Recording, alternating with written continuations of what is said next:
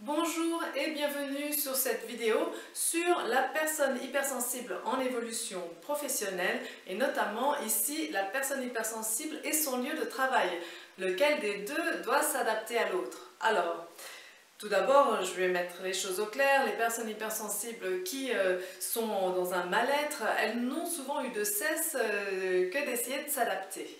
Donc là, on va voir plutôt est-ce que ce ne serait pas possible de faire en sorte que l'environnement s'adapte aussi un petit peu à elle et dans quelle mesure eh bien, cela est possible. Et tout d'abord, pour ceux qui ne me connaissent pas, je vais me présenter. Je suis Marie-Élise Château, coach professionnel dans la région des 3 pays, France, Suisse, Allemagne. Mon bureau est en Suisse, près de Bâle, et j'accompagne l'adulte hypersensible en évolution professionnelle, qu'il soit en poste et en questionnement, ou bien qu'il soit sorti et recherche un nouvel emploi, ou entrepreneur, débutant ou entrepreneur depuis un bon moment, eh bien, je vous accompagne à mieux comprendre votre hypersensibilité et faire de ce qui vous apparaissait peut-être une faiblesse, eh bien, en faire vraiment une force, en faire vraiment un atout, parce que en fait, c'est une richesse. Alors, la personne hypersensible et le lieu de travail. Alors, je vais faire d'abord un rappel sur la personne hypersensible. Alors, ce qui est bon à savoir, et je l'ai fait, je l'ai montré dans plusieurs vidéos, c'est qu'elle a un seuil d'irritabilité plus bas que les autres personnes. C'est-à-dire que si vous avez le stimuli de l'environnement par rapport à un des 5 sens, au cours du temps, eh bien, ça va augmenter, cette stimulation. Eh bien, pour la personne hypersensible, elle, dès ce seuil ici, eh bien, elle va être déjà irritée. Tandis qu'une personne normale, entre guillemets, donc les 80%, sachant que la personne hypersensible représente à peu près 20% de la population, eux, ils vont pouvoir supporter très bien, jusqu'à avoir une petite réaction peut-être quand ça dépasse vraiment des bornes. Mais voilà, depuis longtemps, la personne hypersensible aura réagi. Et comment? Eh bien, la personne hypersensible, elle réagit comment? Elle réagit avec une réaction vive.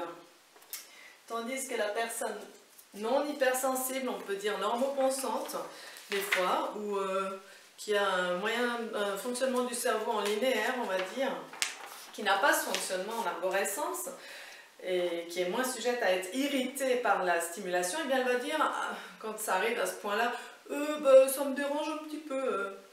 Voilà, donc ça c'est la grande différence entre les personnes hypersensibles et les 80% des autres personnes.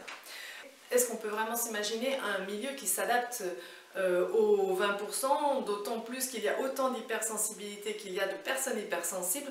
Je pense que c'est quand même un peu utopique. Notre environnement en général va être toujours basé sur les 80%, sur la majorité. Par contre, il y a des choses que l'on peut faire, notamment au niveau de l'entreprise. Alors là, j'en ai répertorié 3. Alors, voyons. D'abord, est-ce que l'environnement ne pourrait pas faire en sorte de réduire la stimulation? Est-ce que l'environnement ne pourrait pas faire en sorte de permettre à la personne hypersensible de faire ce qui lui est bon de faire afin d'éviter d'atteindre la réaction vive? Et enfin, en dernier point, quand la réaction vive est arrivée, peut-être pas en faire un drame, peut-être ne pas regarder ça si négativement, et ça on voit que c'est en train d'évoluer avec les valeurs féminines. Je vais prendre les points 1 et 2, qui sont un petit peu similaires dans le sens où, de mon point de vue, c'est à la personne hypersensible d'agir en premier, de s'exprimer de façon à ce que son environnement s'adapte à elle. Or, elle a 3 obstacles pour pouvoir s'exprimer, la personne hypersensible. Dans les 2 cas, que ce soit afin de réduire la stimulation ou pour se permettre d'éviter la réaction vive. Son premier obstacle à la personne hypersensible, c'est qu'en fait, elle part du principe que tout le monde est comme elle. Elle pense que les autres sont comme elle et que ça devrait les gêner. Ça peut être des fois un son, une machine qui tourne et qui fait beaucoup de bruit. Or, est-ce qu'on ne pourrait pas, là, Est-ce que l'environnement ne pourrait pas organiser quelque chose pour que la machine fasse moins de bruit? Peut-être une lumière forte qui dérange. Ça la dérange elle, mais ça ne dérange pas les autres. Mais bon, est-ce qu'on ne peut pas organiser quelque chose pour que cette lumière soit moins forte? Peut-être ça peut être de la poussière dans l'air qui irrite. Les autres personnes ne vont rien sentir, mais elle va avoir de vives réactions déjà. Donc tout ça, est-ce que l'environnement ne peut pas un peu réduire ces stimulations? Si elle prend conscience de ça, déjà, ça peut l'aider à s'exprimer.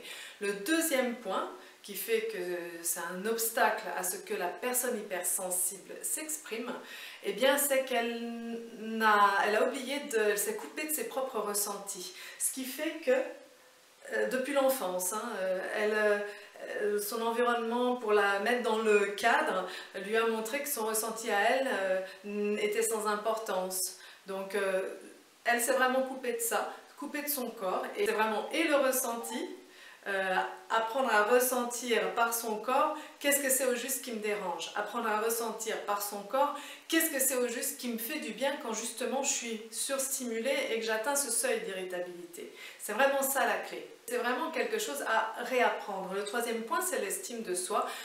L'estime de soi d'une personne hypersensible est très souvent effritée, elle s'est effritée au cours du temps, et pour moi c'est vraiment comme un socle, c'est pas quelque chose qui va se reconstruire en un jour. Donc, et aussi l'accompagnement individuel et en groupe aide beaucoup pour ça. Donc ensuite, imaginons qu'elle s'exprime, ce qui était mon cas. Par exemple, j'ai développé une allergie qui était anxiogène pour moi et effectivement dangereuse à des produits chimiques, donc j'étais vraiment surstimulée sur mon lieu de travail. Ça m'est arrivé plusieurs fois, et là moi je m'exprimais parce que bon, c'est aussi dans mon caractère, je suis une hypersensible extravertie. Ensuite, vous avez bien les environnements, ils peuvent être des fois bienveillants et des fois moins bienveillants, mais en tout cas tant qu'on ne demande pas, on ne va pas pouvoir avoir une réponse. Et on peut d'ailleurs être souvent étonné, ils peuvent mettre les moyens, c'est pas bon pour eux d'être dans un milieu qui ne serait pas bon pour leurs employés. Donc vraiment j'encourage les personnes hypersensibles à s'exprimer, et si elles ont ces obstacles, eh bien à venir me voir pour surmonter ça.